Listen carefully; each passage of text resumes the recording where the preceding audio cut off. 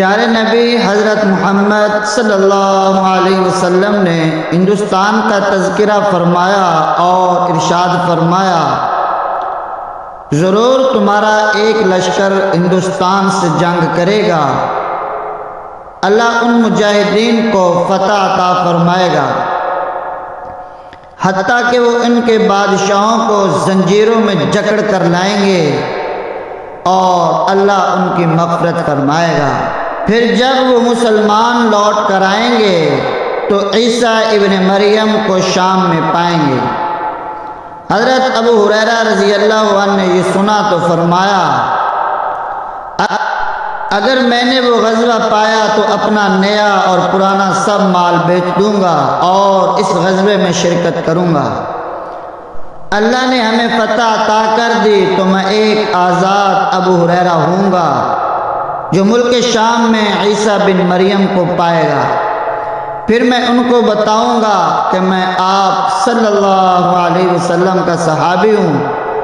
حضور اکرم صلی اللہ علیہ وسلم مسکرا اٹھے اور فرمایا کہ بہت مشکل۔ اس حدیث کو نعیم بن حماد نے اپنی کتاب الفتن میں روایت کیا ہے۔ اسحاق بن راہویہ نے بھی اس حدیث کو اپنی مسند میں روایت کیا ہے۔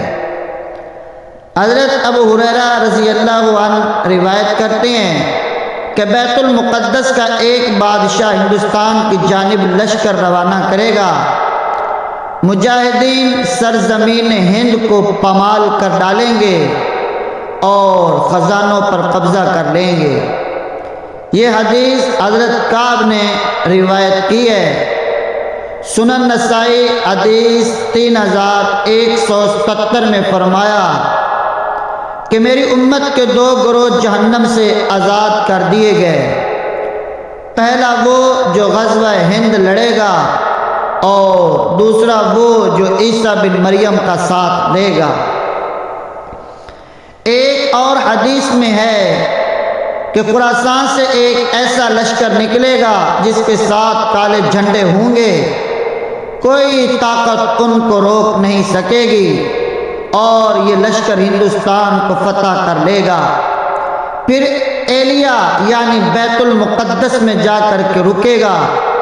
یہ حدیث حضرت ثوبان رضی اللہ عنہ نے روایت کی ہے۔ 2 حدیثوں کا مفہوم درج ذیل ہے۔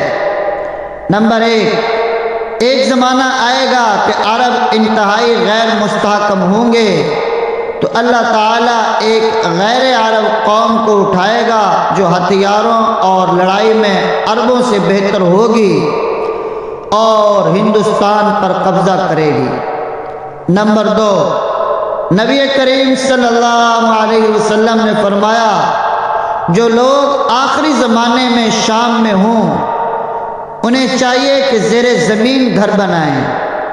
نعمت اللہ شاہ ولی فرماتے ہیں، غزوہ ہند کے دوران دریائے اٹک 3 دفعہ خون سے لال ہو جائے گا، سرحد کے غازیوں سے زمین کانپے گی، دلی اور کشمیر فتح ہوگا اور امام مہدی کا خیمہ غوطہ میں ہوگا۔ غزوہ ہند آخری فیصلہ کن مارکا ہوگا۔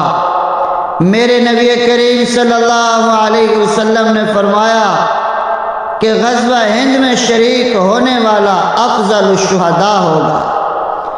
درج بالا فرامین سے غزوہ ہند کی نوعیت جاننے میں یقیناً مدد ملی ہوگی۔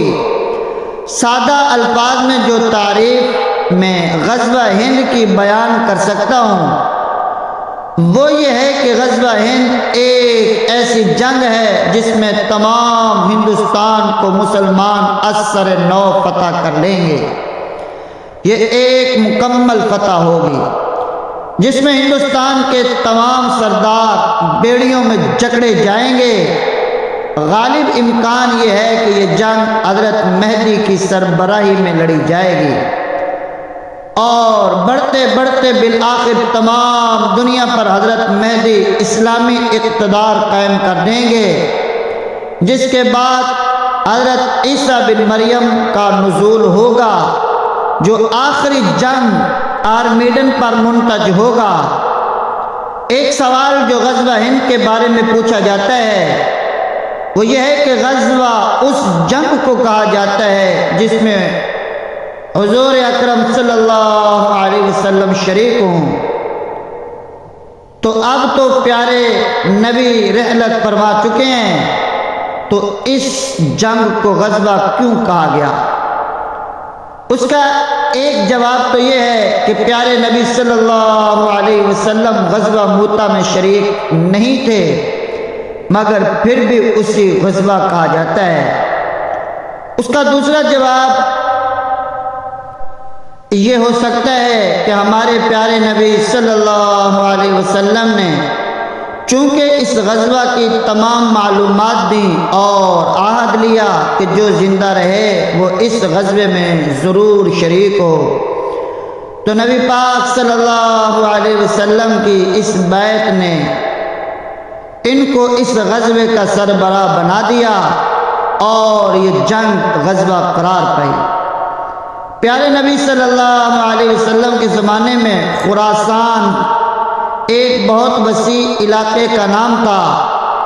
اس میں ایران، افغانستان، پاکستان کی مالاکنڈ ایجنسی اور وسطی ایشیائی ریاستیں شامل تھیں۔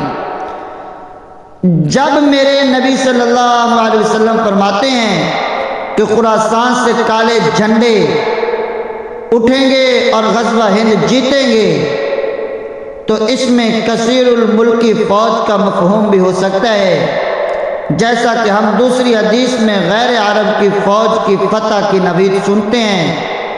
پاکستانی فوج بھی ایک غیر عرب فوج ہے جس کے ہتھیار اور کارکردگی عربوں سے بہتر ہے، لہذا جس فوج کا ذکر ہے وہ پاکستانی فوج اور اس کے ایٹمی ہتھیار بھی ہو سکتے ہیں جو بھارت فتح کرے۔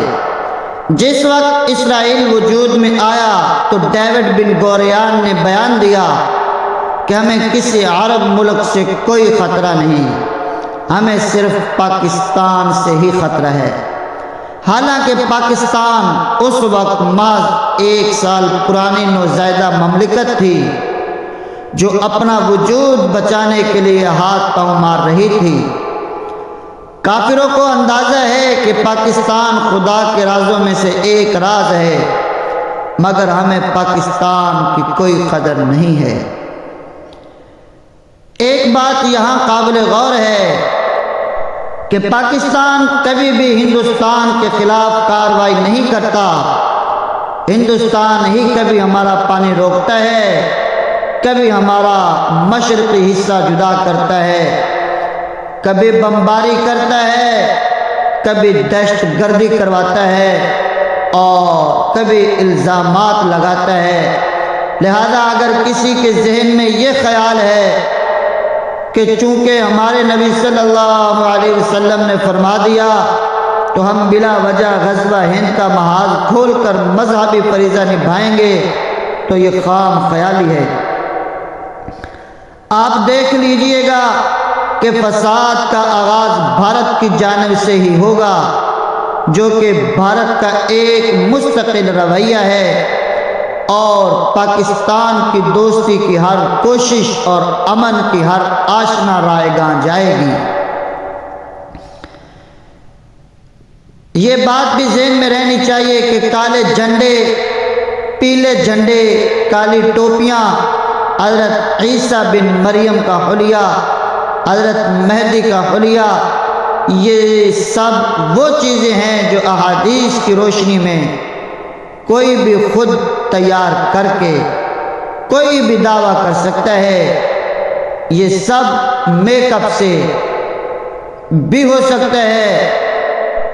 ان چیزوں کو حتمی مان کر فیصلہ کرنا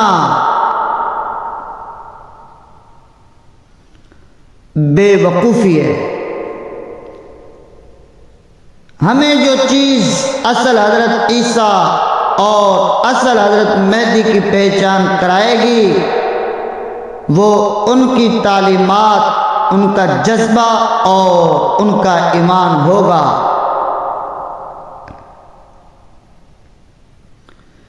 یہ قیامت کا آخری دور ہے، اس وقت دھوکہ کھانے والوں کے لیے یہ موقع نہیں ہے کہ تمہیں ہٹا کر اوروں کو لے آئیں گے۔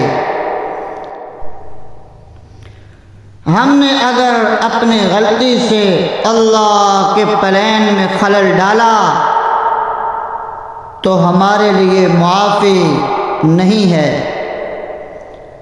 اس لیے بڑے ہوش و حواس سے فیصلہ کیجئے۔ قرآن روز اپنی مادری زبان میں پڑھیے،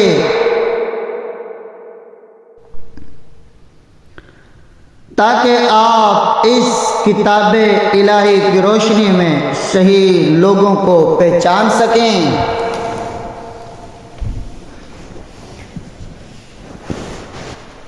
بعض لوگ محمد بن قاسم کے ہندوستان پر حملے کو غزوہ ہند مانتے ہیں، لیکن یہ بات درست نہیں ہے۔ یوں تو محمود غزنوی نے بھی جب ہندوستان پر حملہ کیا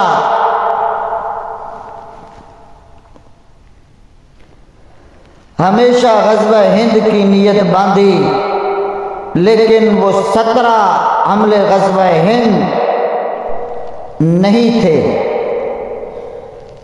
در حقیقت غزوہ ہند وہ ہوگا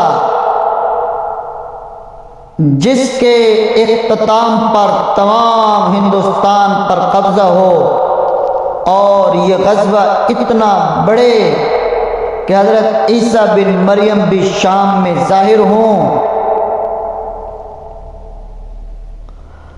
اور پھر مستقل فتوحات کا ایسا سلسلہ چل نکلے کہ تمام دنیا اسلام کے زیر تسلط آ جائے۔ غزوہ ہند کے بارے میں جب ہم تمام تر تجزیوں کا معائنہ کرتے ہیں تو یہ بات صاف نظر آتی ہے کہ ایسی منظم، کامیاب اور متحد جنگ کے لیے ایک متفق علیہ کمانڈر اور ایک مستحکم اقتصادی قوت بہت ضروری ہے، جبکہ جو صورتحال ہمیں نظر آ رہی ہے اس میں مسلم ممالک کے حکمران کسی پالتو جانور کی طرح کافروں کے قدم میں لوٹ رہے ہیں۔ نہ کوئی حمیت ہے، نہ غیرت، نہ سر اٹھانے کا حوصلہ، نہ مضبوط کمر، جبکہ ہمیں نظر آ رہا ہے کہ آخری دور شروع ہو چکا ہے۔ پھر کیسے کمانڈر آئے گا، کس طرح اتحاد ہوگا، اور غزوہ ہند کے وسائل کیسے فراہم ہوں گے، جبکہ حضرت مہدی اور حضرت عیسیٰ علیہ السلام کا بھی اب تک نزول نہیں ہوا۔ شام کے حوالے سے تمام حدیثیں پوری ہو چکی ہیں، پھر آخر غزوہ ہند کی فتوحات کیسے اور کب ہوں گی؟ آتی ہے یہ میل عرب کو ٹھنڈی ہوا، جہاں سے میرا وطن وہی ہے، میرا وطن وہی ہے۔ جب میرے نبی محترم صلی اللہ علیہ وسلم فرماتے ہیں کہ میں ہند سے نہیں ہوں مگر ہند مجھ سے ہے، تو ان کا اشارہ پاکستان کی طرف ہوتا ہے۔ ظاہر ہے بھارت میں رہنے والے ہندوؤں کو تو وہ بیڑیوں میں قید کرنے کا حکم صادر فرما رہے ہیں۔ بزرگ فرماتے ہیں کہ میرے نبی صلی اللہ علیہ وسلم کو اللہ تعالیٰ نے قائد اعظم کے خواب میں بھیجا تھا، اور انہوں نے قائد اعظم کو حکم دیا تھا کہ لندن سے واپس ہندوستان جاؤ اور پاکستان بنانے کی کوشش کرو۔ ان کے علاوہ بھی بہت سی روحانی واقعات ہیں جو پاکستان کو وجود میں لانے کا سبب بنے اور ابھی تک پاکستان کو قائم رکھے ہوئے ہیں، جبکہ اہل پاکستان نے بربادی میں کوئی کسر نہیں چھوڑی۔ اسی تائید ایزدی کو نظر میں رکھتے ہوئے امکان ہے کہ اللہ تعالیٰ ایک سپریم کمانڈر بھی پاکستان میں بھیجے گا جو تمام دنیا میں اسلام قائم کرے گا، اور غزوہ ہند کی فتوحات کو بھی اللہ کے حکم سے ممکن بنائے گا۔ حدیث نمبر 3175 میں غزوہ ہند میں شہید ہونے والوں کو افضل الشہداء اور بچ جانے والوں کو جہنم کی آگ سے آزاد قرار دیا ہے۔ یہ بات ذہن میں رہے کہ یہ حدیث اس زمانے کی ہے جب غزوات جاری تھے، جھڑپیں بھی ہوتی رہتی تھیں، کثرت سے شہادتیں بھی سامنے کی بات تھیں، مگر میرے نبی صلی اللہ علیہ وسلم ان جلیل القدر صحابہ کو افضل الشہداء قرار نہیں دیتے، بلکہ فرماتے ہیں کہ قرب قیامت کے دور میں ہونے والے غزوہ ہند میں جو لوگ شہید ہوں گے وہ افضل الشہداء ہیں۔ صرف اسی بات سے آپ غزوہ ہند کی اہمیت کا اندازہ کر لیں اور اس میں شریک ہونے والے مومنوں کے درجات کا اندازہ لگا لیں۔ لہذا جس کی زندگی میں یہ غزوہ لڑا جائے اسے اس میں ضرور شرکت کرنی چاہیے۔ حضرت عیسیٰ علیہ السلام کا نزول غزوہ ہند کے درمیان ممکن نہیں۔ حضرت عیسیٰ علیہ السلام اس وقت ظاہر ہوں گے جب حضرت مہدی غزوہ ہند کی فتوحات مکمل کر کے شام کی طرف بڑھیں گے، اسرائیل کا خاتمہ کرنے کی تدبیریں کریں گے اور غوطہ میں اپنا خیمہ لگائیں گے۔ یہی وہ وقت ہے کہ حضرت عیسیٰ علیہ السلام ظاہر ہو جائیں گے اور وہ یہودیوں کو شکست دینے میں حضرت مہدی کی مدد فرمائیں گے۔ یہودیوں کو صرف ایک خاص درخت کے پیچھے پناہ ملے گی جس کا ذکر حدیثوں میں ہے، اور یہودیوں نے اس درخت کی بڑی تعداد میں کاشت ابھی سے شروع کر رکھی ہے۔ لہذا کہا جا سکتا ہے کہ غزوہ ہند ایک آن گوئنگ پروسیس ہے جو شاید پاک بھارت جنگ سے شروع ہو، اور اس جنگ میں افغانی، ایرانی اور وسطی ایشیائی ریاستوں کے مومن بھی پاکستانیوں کے ساتھ شامل ہوں گے۔ پورے بر صغیر پاک و ہند پر مسلمانوں کا مکمل غلبہ ہو جانے کے بعد یہ جنگ اپنا رخ موڑے گی اور عرب علاقوں میں چلی جائے گی جہاں حضرت عیسیٰ بن مریم کا نزول ہوگا اور دجال سے جنگیں شروع ہوں گی۔ ان فیصلہ کن جنگوں کو آرمیڈن کہا جاتا ہے۔ قارئین جس قدر ریسرچ کر کے احادیث کی روشنی میں غزوہ ہند کا تجزیہ پیش کیا جا سکتا تھا وہ ہم نے کر دیا۔ ہمارا پورا ایمان ہے کہ ہمارے نبی پاک صلی اللہ علیہ وسلم کا ہر فرمان پورا ہوگا، تاہم اس بات کا ادراک بہت ضروری ہے کہ قیامت بے حد نزدیک ہے۔ یہودی اس لمحے کی مکمل تیاری میں ہے جہاں وہ اپنے دجال کے لیے راستہ صاف کر رہے ہیں، انڈیا کو غزوہ ہند کے لیے مستحکم کر رہے ہیں، وہیں زور و شور سے گریٹر اسرائیل کا خواب بھی پورا کر رہے ہیں۔ کمال کی بات یہ ہے کہ یہودی تو ہمارے نبی صلی اللہ علیہ وسلم کی تمام پیشین گوئیوں کے مطابق حکمت عملی بنا رہے ہیں، مگر ہم خود اپنے نبی محترم صلی اللہ علیہ وسلم کی ہدایت کے مطابق نہ کوئی منصوبہ بندی کر رہے ہیں، نہ کوئی قیادت ہمارے پاس ہے جو تمام امت کو ساتھ لے کر بصیرت افروز فیصلے کرے۔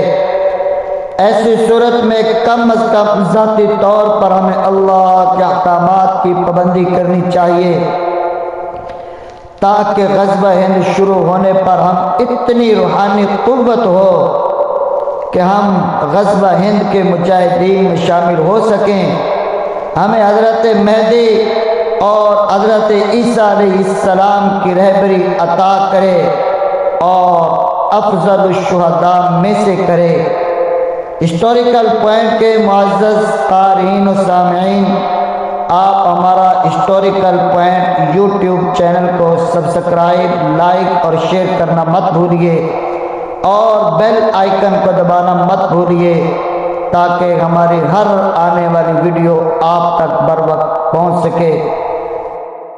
اب ہمیں اجازت دیجیے، ملتے ہیں نیکسٹ ویڈیو میں۔ جزاکم اللہ فی الدارین، اپنا خیال رکھیے گا۔